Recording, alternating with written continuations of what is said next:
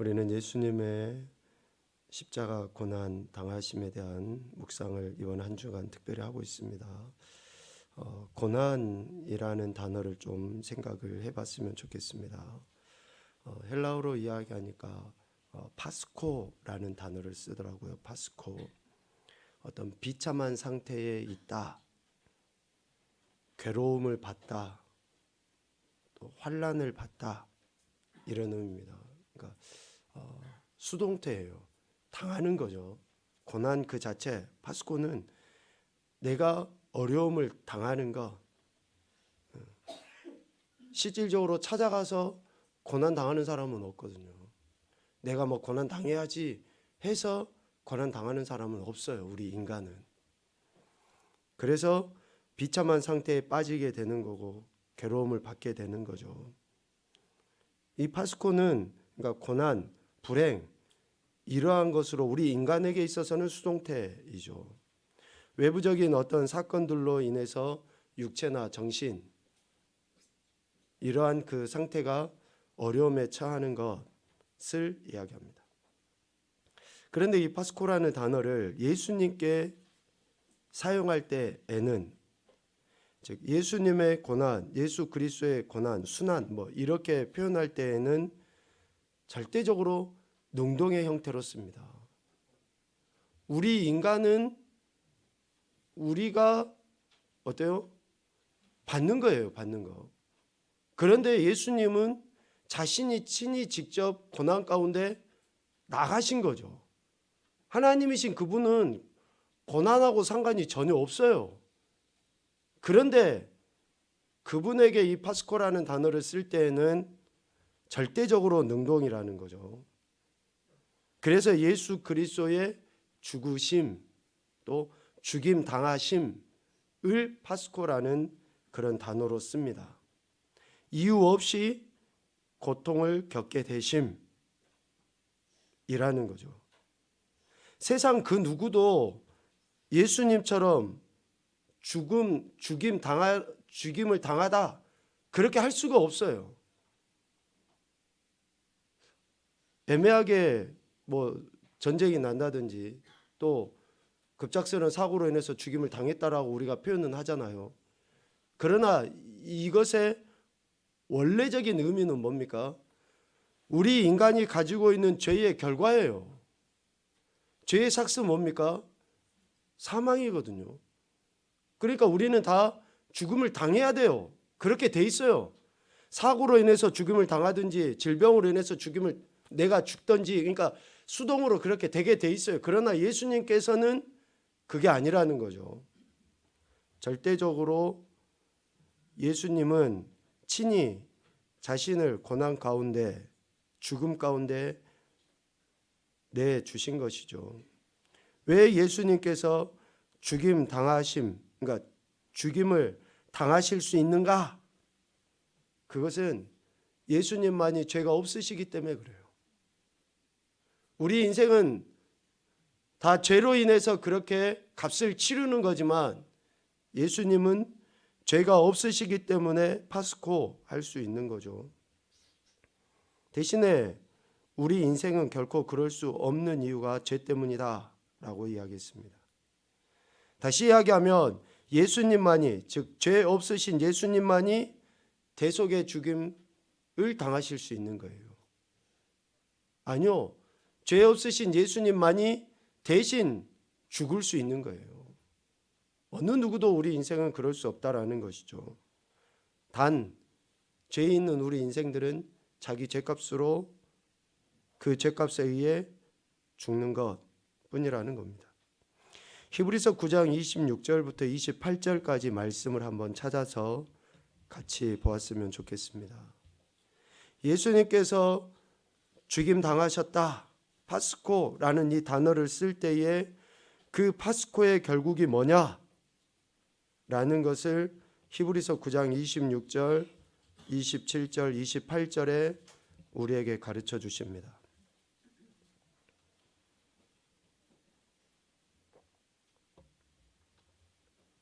히브리서 9장 26, 27, 28절 우리 같이 보겠습니다. 그래야면 그가 세상을 창조한 때부터 자주 고난을 받았어야 할 것이로되 이제 자기를 단번에 제물로 드려 죄를 없이 하시려고 세상 끝에 나타나셨느니라. 한 번 죽는 것은 사람에게 정해진 것이요 그 후에는 심판이 있으리니 이와 같이 그리스도도 많은 사람의 죄를 담당하시려고 단번에 들이신 바 되셨고 구원에 이르게 하기 위하여 죄와 상관없이 자기를 바라는 자들에게 두 번째 나타나시리라. 아멘.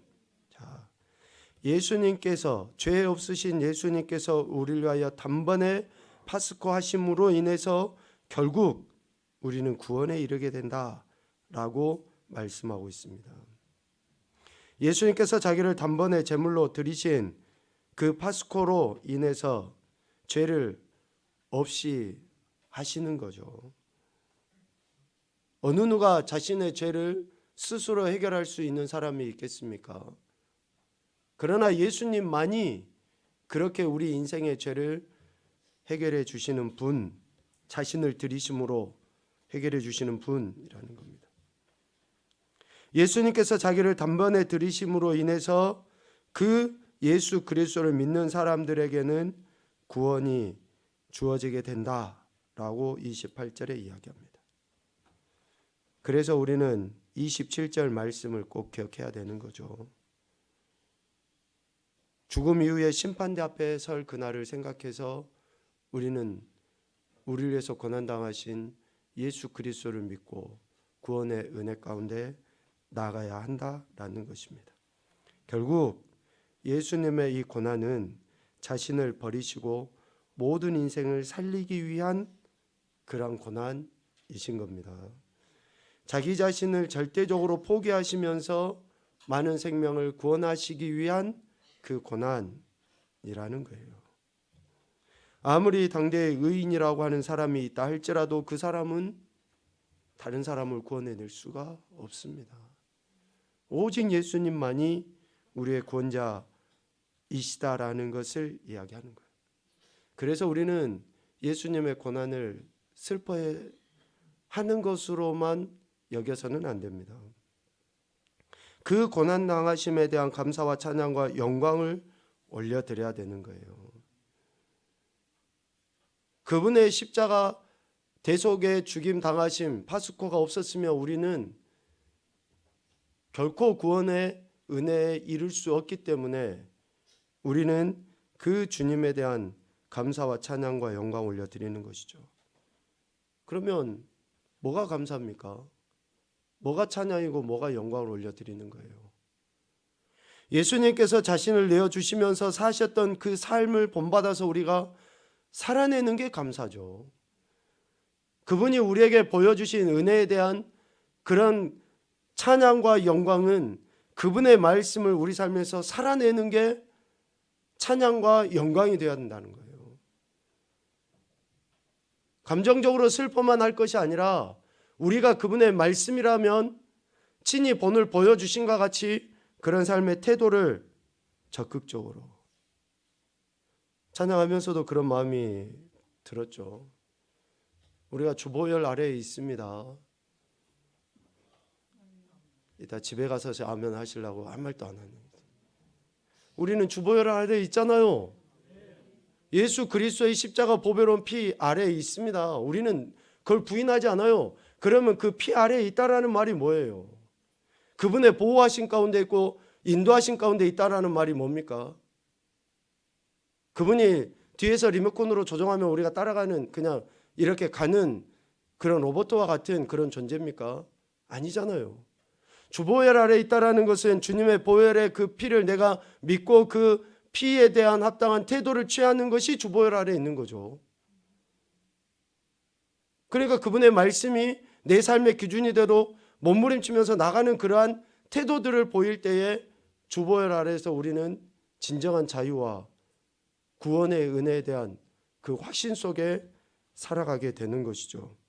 그래서 예수님의 말씀에 대한 순종의 삶을 적극적으로 살아가는 것이 예수님의 파스코, 고난당하심, 죽임당하심에 대한 우리가 보일 수 있는 우리가 드릴 수 있는 가장 귀하고 아름다운 그러한 모습, 제물이 되는 것입니다. 우리는 이처럼 예수 그리스도를 믿죠. 고난당하신 예수 그리스도를 믿어요. 몇 차례 말씀드렸지만 우리가 예수님을 믿는다라고 할 때에는 오늘 페이퍼에서 이제 이런 이야기를 좀 더 하려고 하는데요. 예수님의 존재와 사역을 믿는 거예요. 예수님의 존재와 사역을. 육신의 몸을 입고 이 땅에 오신 예수님, 또 육신의 몸을 입고 이 땅에 오셔서 행하셨던 그런 모든 일들, 결국에는 십자가에 죽임 당하심까지 하는 이러한 예수님의 존재와 사역을 믿는데, 이 존재와 사역을 대하는 이들의 태도가 각각 달라요. 미안하지만 오늘 우리도 다르게 나타나기가 쉽습니다. 정말로 예수님을 믿는다라고 하는데 그 존재를 믿고 그분의 사역, 날 위해서 십자가 대속에 죽임 당하셨다는 것을 믿는데 그 믿음이 태도로는 다르게 나타나는 것이 왕왕 있더라고요. 마태복음 9장 35절 말씀, 우리 강산이 마이크 좀 줘볼래요? 산아, 축복해. 네.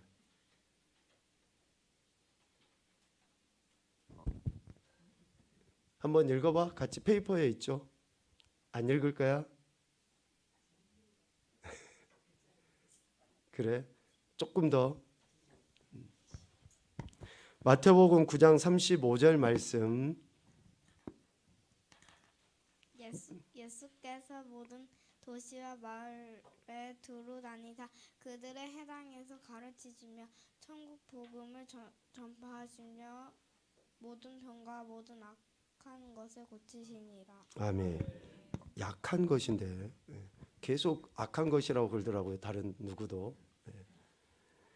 모든 약한 것을 예수님께서 고치셨죠. 두루 다니심, 가르치심, 전파하심, 고치심. 이전에 이런 이야기를 나눌 때하고 조금 하나 더 달라진 것이 있는데 캐치하셨습니까? 새벽기도회든지 몇 차례 이 말씀을 나누면서 저는 세 가지를 이야기했거든요. 회당에서 가르치시고 천국 복음을 전파하시고 모든 약한 것과 병든 것을 고치셨다 그랬는데, 다시 마태복음 9장 35절 말씀을 찬찬히 보니까 하나 더, 예수님께서 두루 다니셨다 라는 그 문구가 이렇게 또 와닿더라고요. 얼마든지 예수님께 많은 사람들이 몰려들게 하실 수 있어요. 얼마든지 많은 사람들이 예수님을 추종하게 하실 수도 있는 분이셔요. 그런데 예수님은 친히 여러 마을들을 두루 다니시면서 자신이 감당하셔야 될 일을 하셨다라는 거예요. 그렇게 생각하니까 참 우리 예수님이 우리에 대한 그 사랑의 그 넓이와 깊이가 얼마나 더 큰가라는 것을 조금 더 이렇게 느끼게 되었습니다. 우리가 주님을 찾아갑니까? 아니에요. 주님이 우리에게 오신 거예요. 주님이 나 같은 죄인에게 이렇게 두루 다니사, 이 인생에게 주님이 찾아오셔서 가르쳐 주시고 천국 복음을 알게 해주시고 약한 것과 병든 것을 고쳐주시고 하시는 그 은혜를 베풀어 주셨다라는 것이죠. 왜 이렇게 예수님께서 이러한 사역을 감당하셨습니까? 목자 없는 양처럼 유리방황하는 그들의 그 안타까움, 그들을 보시고 불쌍히 여기셨기 때문에 그렇다라는 거죠. 이 불쌍히 여기심에 대한 예수님의 사역에 대한 우리 인간의 반응을 크게 세 가지로 저는 생각을 해봤습니다. 첫째는 마태복음 15장 31절 말씀에 나와 있는 무리들의 반응이에요. 제자가 아닙니다. 기적과 이적과 능력을 가까이에서 체험했던 무리들, 조금 더 하면 약간 이방인들이라고 할 수 있는 그들의 반응이에요. 마태복음 15장 31절 우리 민서 영성이 읽어보자. 말 못하는 사람이 말하고 장애인이 운전하게 되고 다리 저는 사람이 걸으면 맹인이 보는 것을 무리가 보고 놀랍게 여겨 이스라엘의 하나님께 영광을 돌리니라. 아멘. 여기에서 무리가 이스라엘의 하나님께 영광 올려드렸다. 여러분 우리가 단어 표현에 좀 유의하는 그런 훈련도 많이 하죠. 자신들의 하나님이 아니에요. 이스라엘의 하나님이라고 분명하게 무리들은 고백을 하고 있습니다. 예수님께서 행하셨던 이러한 엄청난 일을 통해서 저들이 나의 하나님, 나의 구원자, 나의 주님으로 고백한 게 아니라 이스라엘의 하나님이라고 지금 표현하고 있는 거예요. 이스라엘의 하나님. 직접적으로 나를 구원하시고 내게 은혜를 베풀어 주신 그 하나님께 영광 올려드리는 게 아니라 이스라엘의 하나님. 그러니 저들이 온전한 믿음에서 이런 고백을 한 것이 아니라는 것을 알 수 있는 거죠. 그것을 뒷받침해 주는 단어가 뭡니까? 놀랍게 여겨, 놀랍게 여겨. 기이 여겼다라는 거예요. 좀 뭐라 그럴까요? 좀 이상한 일처럼 취급을 한 거죠. 놀랍게 여겼다. 예수님께서 행하신 이러한 것이 메시아로서 그리스도로서 행하신 것으로 인해서 자기들이 온전히 예수님께 대한 믿음으로 고백한 게 아니라 참 이상한 일이야. 야, 기적이다, 기적. 이런 정도로만 여기고 야, 이스라엘의 하나님이라는 그런 단어로 지금 하나님께 영광 올려드리는 그러한 표현을 한 것이죠. 어쩌면 예수님께서 저들에게 질문했던 그러한 의도를 그러니까 질문할 수밖에 없는 그러한 모습이 아닌가 생각이 되어지는데 마태복음 16장에 예수님께서 질문한 것이 나오죠. 우리 민서가 한번 읽어보자.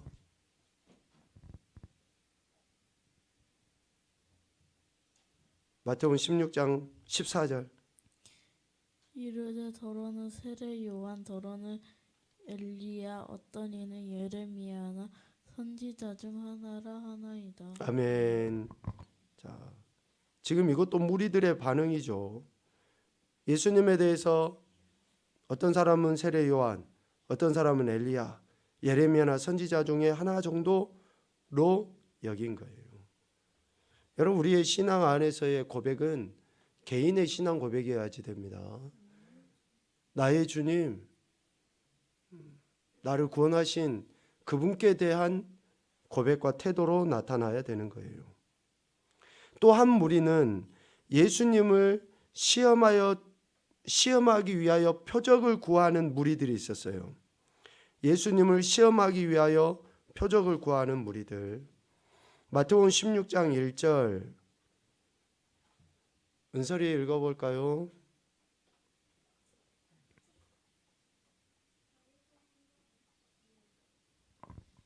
바리새인과 사두개인들이 와서 예수를 시험하여 하늘로부터 오는 표적이 보이기를 청하니. 아멘. 바리새인과 사두개인들 당시의 종교 지도자들이죠. 누구보다도 메시아를 대망하고 있는 사람들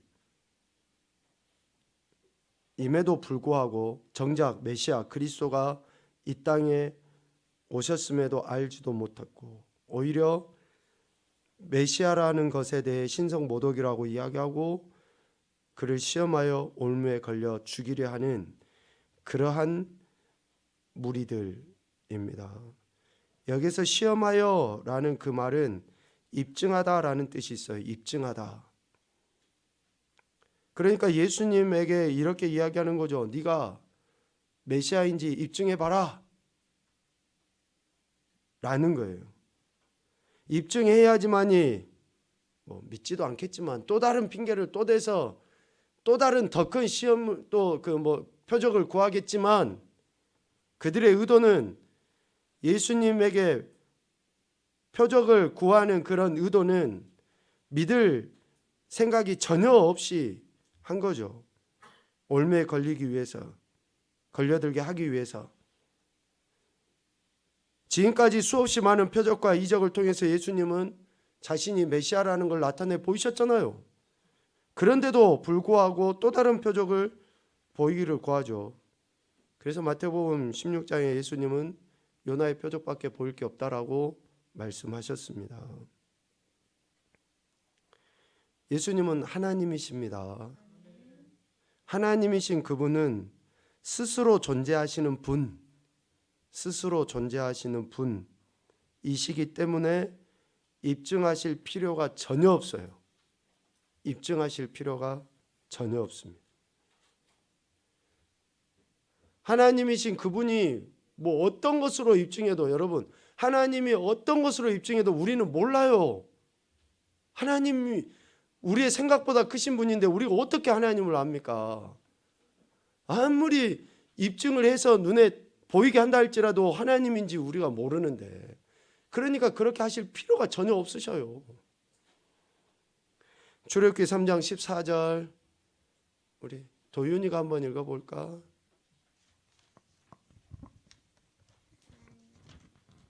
이 모세에게 이르시되 나는 스스로 있는 자이니라. 더 이르시되 너는 이스라엘 자손에게 이같이 이르기를 스스로 있는 자가 나를 너희에게 보내셨다라. 아멘. 그래서 예수님을 향한 우리의 태도, 하나님을 향한 우리의 태도는 뭐밖에 없습니까?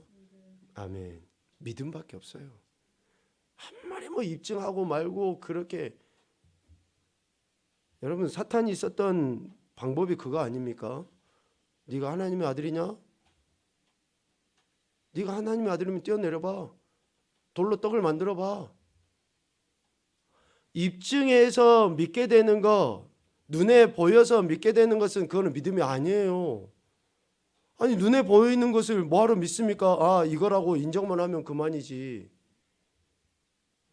진짜 믿음은 보이지 않는 것을 믿는 것이 믿음이에요. 우리가 예수님을 믿는 것은 바로 그거예요. 그러니까 실질적으로 예수님을 믿는다라고 할 때에 하나님께서는 우리에게 가시적으로 보여주셨죠. 말씀을 통해서. 가시적으로 이러한 예수님께서 행하셨던 사역을 통해서 우리에게 보여는 주셨어요. 그런데 우리가 예수님을 믿는다고 할 때 그 믿음은 존재와 사역 그 자체의 근본이신 예수님을 믿는 거예요. 그러니까 그 현상을 보고 믿으면 아무런 의미가 없는 거예요. 현상이 아니라 예수님 스스로 계신 그분을 믿는 것이죠. 그래서 하나님은 우리에게 자신을 우리의 믿음의 눈으로 바라보기를 기대하시는 거예요. 그러니까 이스라엘 백성들에게 강조해서 하셨던 이야기가 뭡니까? 우상을 제발 좀 만들지 말아라. 아니, 우상을 만들어가지고 이게 하나님이라고 하는 거, 그런 소리 좀 하지 말아라. 이방 사람들이 그렇게 해서 멸망당했던 거 너네들이 봤음에도 왜 그러냐고 자꾸 이야기하는 거 아닙니까? 하나님은 스스로 계신 분이시고 예수 그리스도는 바로 그 하나님이십니다. 우리는 그분을 믿는 거예요. 그분을 믿는 거예요. 또 어떤 무리가 있냐면요, 예수님께 대한 분명한 신앙 고백을 한 무리가 있어요. 예수님의 존재와 사역을 믿는다라고 할 때 그 믿음에 대해 분명한 신앙 고백을 하는 이들이 있죠. 마태복음 16장 15, 16절입니다. 우리 려원이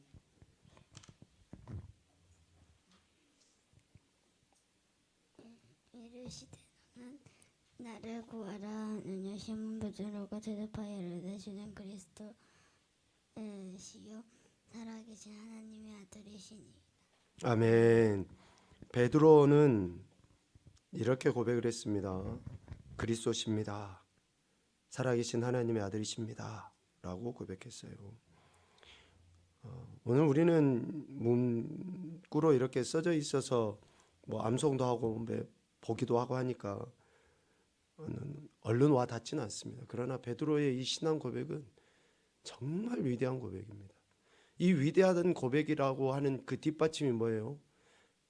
여기 표현은 안 돼 있지만 17절 이하에 어떤 이야기를 하십니까? 주님이 이 고백을 한 것이 누구에 의해서요? 아버지 하나님에 의해서 고백한 것이라고 이야기해요. 엄청난 고백이에요. 엄청난 고백. 우리 인간은 정말 할 수 없는 고백을 베드로는 한 거예요. 예수님에 대한 믿음, 온전한 믿음을 가지고 나가려 하는 자들, 또 그러한 자들에게 하나님께서 주신 은혜가 신앙 고백입니다. 예수가 그리스도시다는 것, 살아계신 하나님의 아들이시다라는 것을 고백하게 하는 것이죠. 예수님께서 가지신 신적 권위를 인정하는 겁니다. 그리고 예수님께서 행하신 기적을 보고 기이하게 여기는 것이 아니라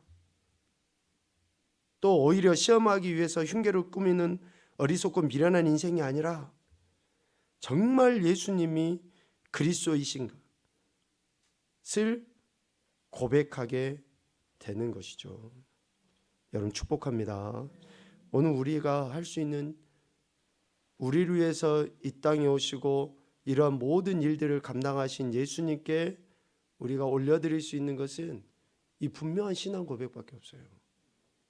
그 신앙 고백에 의한 우리의 삶의 태도들을 나타내 보일 때에 하나님께서는 예수님을 이 땅에 보내신 목적을, 즉 구원을 이루시게 되는 것이죠.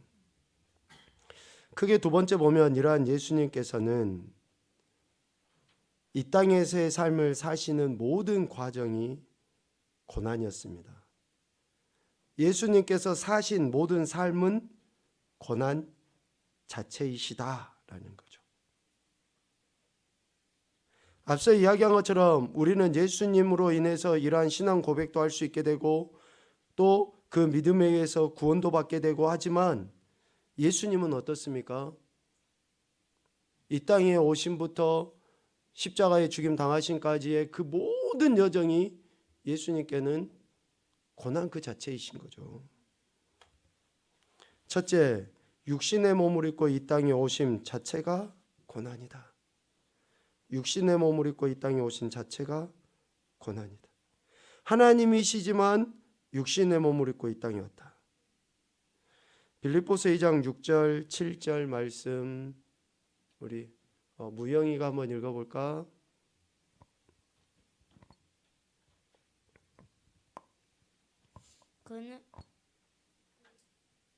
그는 근본 하느님의 본체이시나 하느님과 동등됨을 취할 것으로 여기지 아니하고 오히려 자기를 비워 종의 형체를 가지사 사람들과 같이 되셨고. 아멘. 우리 빌립보서 2장 6절 7절 그리고 이후에 나올 8절 말씀은 매우 중요한 성경 구절 중에 하나죠. 예수님께서 이 땅에 육신의 몸을 입고 오심 자체, 그것이 얼마나 예수님에게는 고난이신가라는 것을 이야기합니다. 시간과 공간의 제약을 전혀 받지 아니하시는 하나님께서 시간과 공간의 제한 속에 자기 스스로를 두심. 그래서 서두에 이야기한 것처럼 예수님의 고난 파스코는 뭐예요?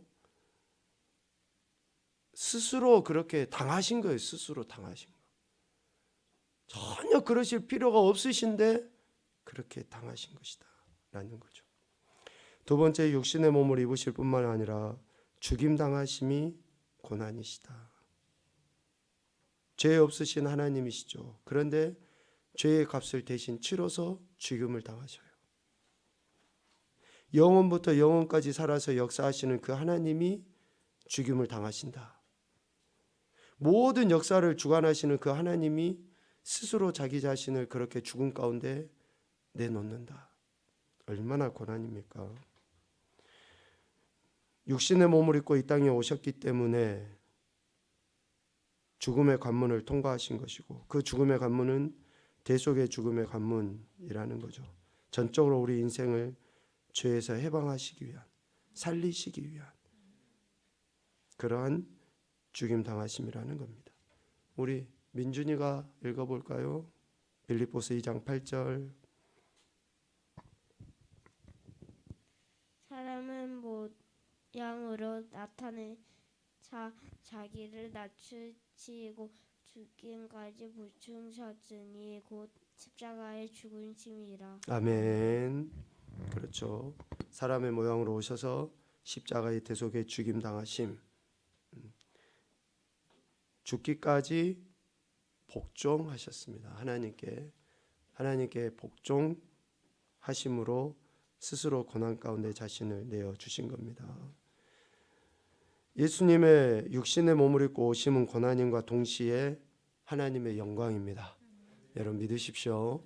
예수님은 육신의 몸을 입고 이 땅에 오셔서 죽임 당하시는 그러한 일들을 하시죠. 그런데 그것은 고난임과 동시에 하나님의 영광이에요. 하나님의 영광을 위하여 이 땅에 육신의 몸을 입고 오셨고 그 사명을 감당하셨기 때문에 그렇습니다. 그래서 하나님의 영광이라는 거죠. 요한복음 1장 14절 우리 정훈이 자, 말씀이 육신이 되어 우리 가운데 거하심에 우리가 그의 영광을 보니 아버지의 독생자의 영광이요 은혜와 진리가 충만하더라. 아멘. 네. 그렇죠. 육신을 입고 이 땅에 오셨는데 그것이 하나님의 영광이에요. 여러분 우리가 하나님의 영광이 이제 어떻게 나타나야 됩니까? 예수님처럼 그분의 말씀에 대한 태도로서 순종과 또 그 영광의 빛에 참여하는 것으로 인해서 우리는 그분의 영광을 드러내는 하나님께 영광 올려드리는 거죠. 말씀을 정리하면 그렇습니다. 베드로의 신앙 고백을 들으신 후에 예수님은 자기가 예루살렘으로 올라가 장로들과 대제사장들과 서기관들에게 많은 고난을 받고 죽임당하고 3일에 살아날 것을 제자들에게 말씀하셨다라고 했죠. 오늘 16장 21절에. 그런데 베드로의 신앙 고백이 위대해서 예수님이 이 말씀을 하신 게 아니에요.